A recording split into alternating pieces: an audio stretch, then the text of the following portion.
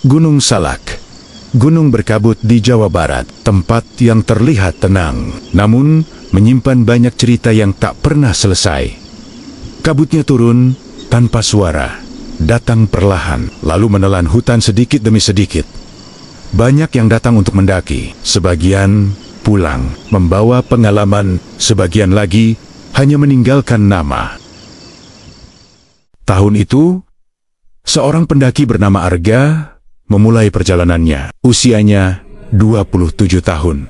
Pendaki solo, rasional, tenang, dan percaya pada logika. Ia tidak percaya cerita mistis, tidak percaya pada kisah hilangnya pendaki. Baginya, semua bisa dijelaskan. Pagi itu, di base camp Cidahu, seorang pria tua memperingatkannya.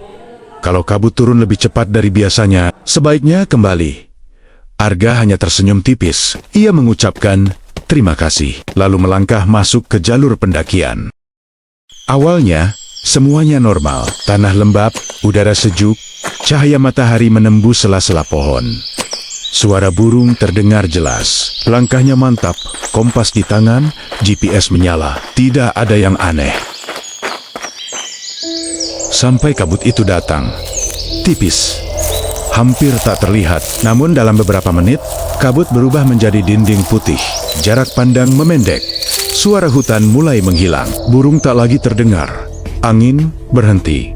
Hanya ada langkahnya sendiri. Dan napasnya yang mulai terasa lebih berat.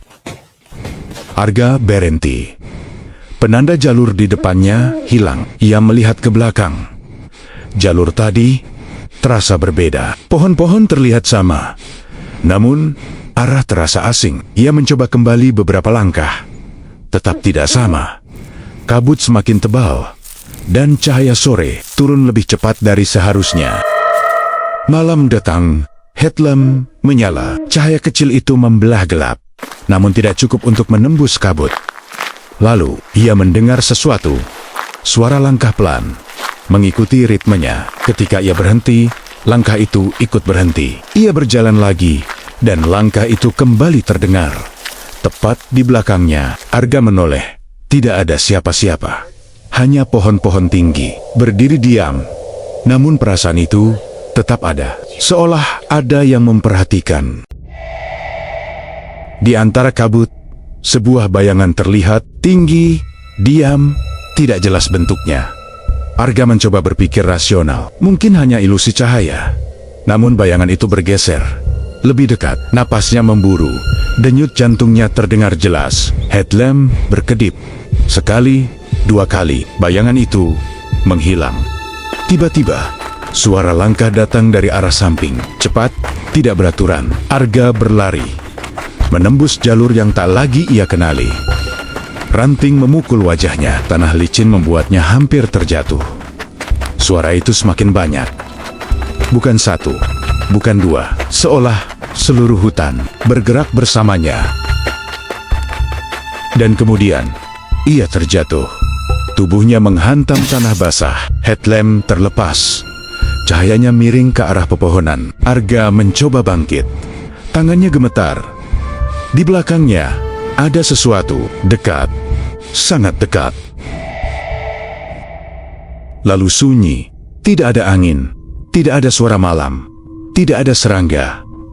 Hanya kabut dan gelap. Headlamp berkedip perlahan, kemudian padam dan gelap total. Keesokan paginya, kabut Gunung Salak menghilang. Jalur terlihat normal, tenang, damai, seolah tidak pernah terjadi apa-apa. Tim pencarian hanya menemukan satu benda, sebuah carrier hijau army, tergeletak di pinggir jalur. Tidak rusak, tidak kotor, seolah baru saja diletakkan. Namun, Arga tidak pernah ditemukan. Tidak ada jejak lanjutan. Tidak ada tanda ia keluar dari hutan itu. Namanya kini menjadi bagian dari daftar pendaki yang hilang. Kabut di Gunung Salak tidak pernah memberi peringatan. Ia hanya datang, dan ketika ia turun, gunung itu seolah memilih siapa yang boleh kembali.